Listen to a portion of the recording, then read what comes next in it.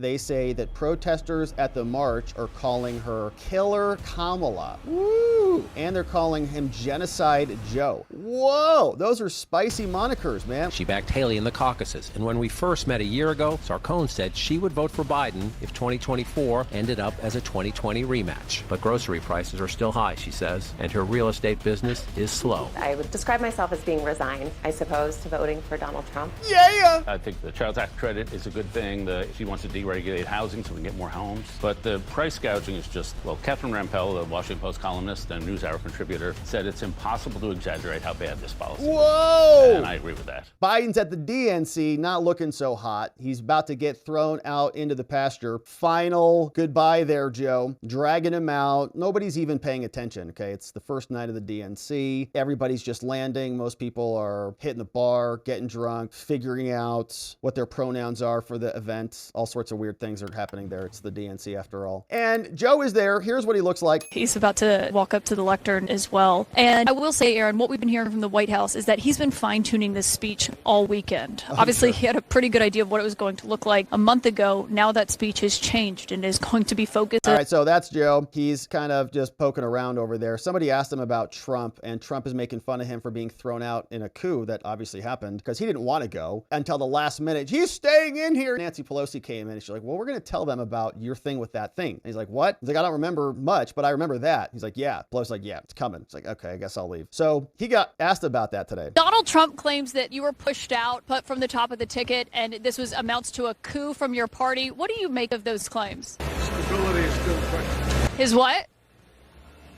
His stability is still questionable. What? Says Caitlin. The hell did you say? All right, so that's Joe there at the DNC. And there's a bunch of other people who are out there, including this guy, you know, Cornel West and Jill Stein. This came over from BG on the Scene. He's over on X. And here is what a little bit of this looks like. Things are getting spicy out there. We have some third-party candidates who are maybe taking some eyeballs off of the Democrats. All of these signs saying, abandon Harris. She's the worst. I'm here because I have an unstoppable love for my precious Palestinian brothers and sisters. And when you love people, you hate the fact they're being treated unjustly and unfairly. So when it comes to genocide, when it comes to ethnic cleansing, when it comes to apartheid, that's true anywhere in the world, any color, any gender, any sexual orientation, any nation. But we're talking about precious Palestinian brothers and sisters and siblings in the West Bank. I come from a black people who've been hated and terrorized and traumatized for 400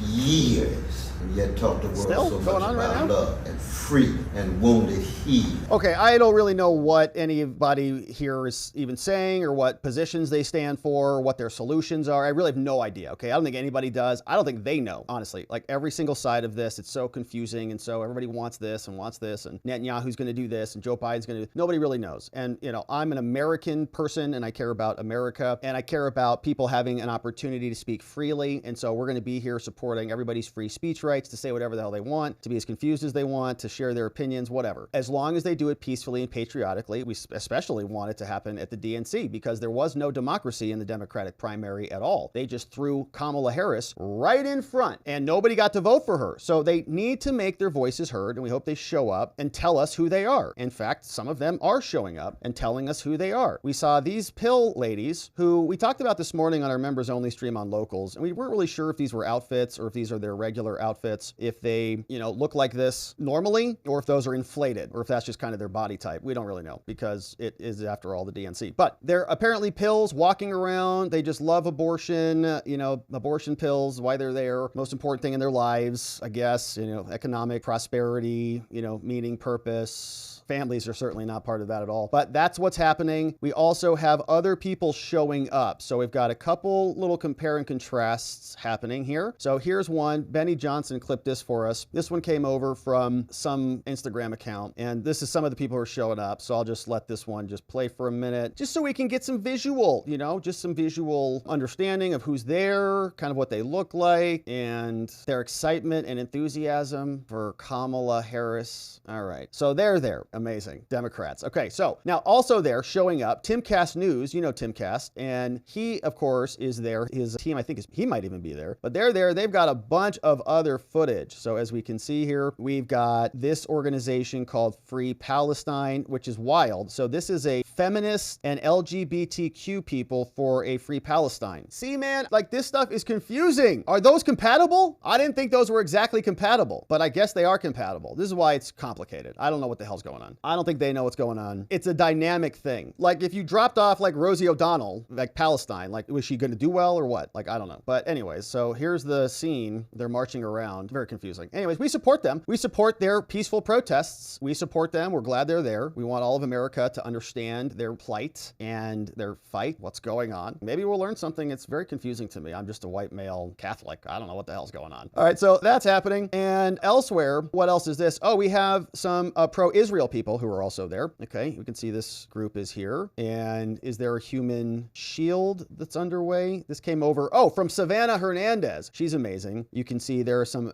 pro-Israel people there, some pro-Palestine people, and we support all sides. So that's also happening. All right, we're paying close attention. Let's see, what other confusing situations are there? Oh, this was pretty confusing because here's an interesting chant. This one came over from the Post-Millennial, and they say that protesters at the march are calling her Killer Kamala. Woo! And they're calling him Genocide Joe. Whoa, those are spicy monikers, man. Let's listen.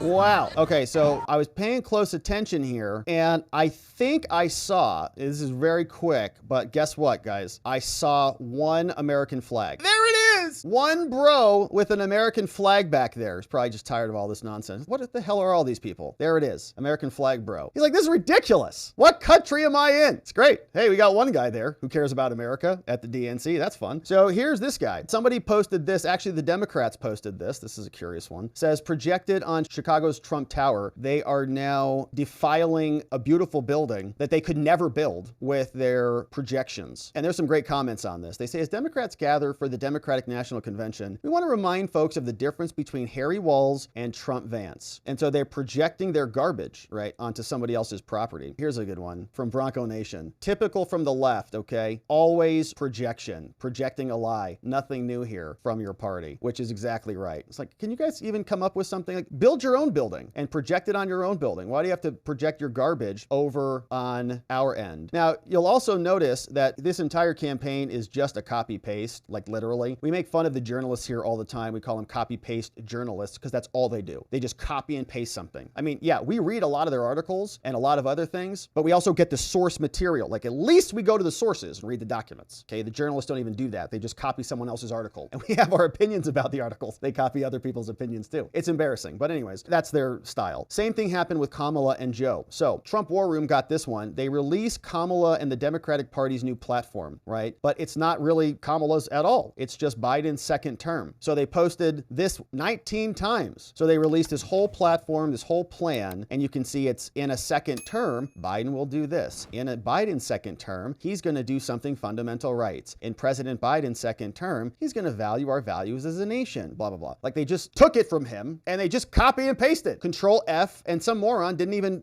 do it right. He's like Controlled F President Biden, but he didn't do the apostrophe S. He should have Controlled F second term too. You know, Control F, find replace Biden for Kamala, but he didn't get the apostrophe S is probably what I'm thinking happened. And he definitely didn't search for second term. So they copy and pasted it. They released it. In his second term, Biden will do something with partners and he will continue in his second term. In his second term, okay. And the rest of it, they just copied for Kamala. Now, NBC was responding to this and you can see they say, yeah, the party, Democrats released their party platform document on Sunday, but kind of a little bit strange. The party platform was written and voted on before Joe Biden dropped out of the race And the document repeatedly highlights the president's achievements and positions, even when they differ from Kamala's comments. They don't care. Whatever. Just put out a document. Do you think they're going to read it? They're going to read it, but it doesn't match. Shut up. Stop with your, just put it on. Just post it. Leave us alone. The platform refers to Biden's second term more than a dozen times, underscoring the unprecedented timing of the top of the ticket shakeup. The document was approved just days before Biden bowed out of the race. The election's a choice between two very different economic visions. Here's the difference. The economy chapter emphasizes many Democratic priorities that Biden and Harris have touted, including improving infrastructure, supporting unions, and pushing for a federal minimum wage of $15 an hour. The document also highlights Biden's proposal for a $10,000 tax credit, but Harris said last week she'll give $25 grand for first-time home buyers, more than twofold increase from their own document. So their policies don't even match their document. Platform also said $6,000 tax relief for babies, which is strange because I think, do they want babies really? It makes a strong statement about the historic work of Joe and Joe Biden. And so the document's a disaster, just like Kamala. They don't really have any real substance behind much of what they do. And people are starting to realize it. We saw this exchange over on CNN. This woman sat down and had a conversation with this Iowa voter, and he is telling the truth about how things were better under Trump. That Sarcone plans to vote for Trump is a big change. She backed Haley in the caucuses, and when we first met a year ago, What about Browning Caramel? Sarcone said she would vote for Biden if 2024 ended up as a 2020 rematch. But grocery prices are still high, she says, and her real estate business is slow. I would describe myself as being resigned, I suppose, to voting for Donald Trump. Yeah. Again, Okay, we'll take it. We're not real happy about the resignation, but you're warming up. Things are going to continue to trend our direction, I think, because the truth is the truth. I can't for the status quo, and I was absolutely better off during Donald Trump's presidency than I am today. Yeah. Right, I say Kamala Harris, you say. I'd say far left. I'd say woke. I'd say sidestepping. I'd say not truthful. Yeah, that's all true. Amazing. So here's some more. Now, one of the wild policy positions that came out last week was that she was going to put price controls in for all of us, which would take us to an economic environment reminiscent of a communist country, because that's who she is and who her father is. But Kyle Becker had this clip for us, and it came from David Brooks. Okay, David Brooks is no Trump fan, right? In fact, he's like a lefty. Now, he sort of masquerades as a right type of person. In fact, I saw CNN did this earlier today. They said that conservative Republican judge Luttig endorses Kamala. I go, oh my gosh. He hasn't been a conservative judge forever, and he's been wrong about most of his legal analysis. Dead wrong. It was wrong about immunity, was dead wrong about ballot removal and insurrection. So why do they keep referencing him? Well, we know why. But David Brooks, okay, no fan of Trump. I think it might even be a never Trumper, is out here really condemning, ridiculing Kamala over her disastrous policy. Here's what that sounds like. And David, on this matter of economic policy, the vice president is also proposing the first ever ban on price gouging for groceries. This is something I know you took particular issue with. Wow. It polls well with swing voters, but economists say the underlying reasons why prices are higher, it's a more complicated argument. Yeah, I mean, she has some good policies in this package. I think the child tax credit is a good thing.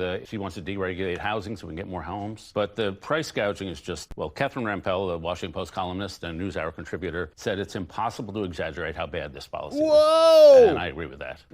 Catherine had a good line that if your opponent is calling you a communist, maybe don't lead with price controls. And so price controls just create shortages, that create black markets. We've seen it happen in Venezuela. We've seen it happen in the Soviet Union. Price controls just don't work. What's worse about that, first, it's trying to address a problem that does not exist. Grocery prices, inflation has been less than 1% for the past year. Wow. It's over. We had a surge, but it's over. The problem does not exist. But the real core problem... The problem doesn't exist. Have your grocery prices gone back down, or are they still going up? They're going up less quickly, but they're still going up. Expresses a level of economic illiteracy, which is kind of surprising in a responsible Democratic candidate. You know, the idea behind greedflation is that we had all these years of low inflation under Obama and under Bush's, and I guess people weren't greedy then. And then Biden gets in, and suddenly, magically, they all get greedy and start price gouging. Weird. And they do it at Kroger's, at Harris Teeter, at H-E-B. Suddenly there's this mass of price gouging, and she thinks she can prosecute it. Well, That's they blame not why COVID. Inflation surged. Yeah. Inflation surged because we had a pandemic, which screwed up supply chains and productivity. Then the Biden administration overstimulated the economy, too many dollars chasing too few goods. Obama administration officials Larry Summer and Jason Furman said at the time this is going to cause inflation. Yep. Lo and behold, it did. The Fed has to clamp down on growth, raising everybody's interest payments. That's what causes inflation. That's solid basic economics. Her greedflation plan is somewhere off outside of normal economics. Yeah,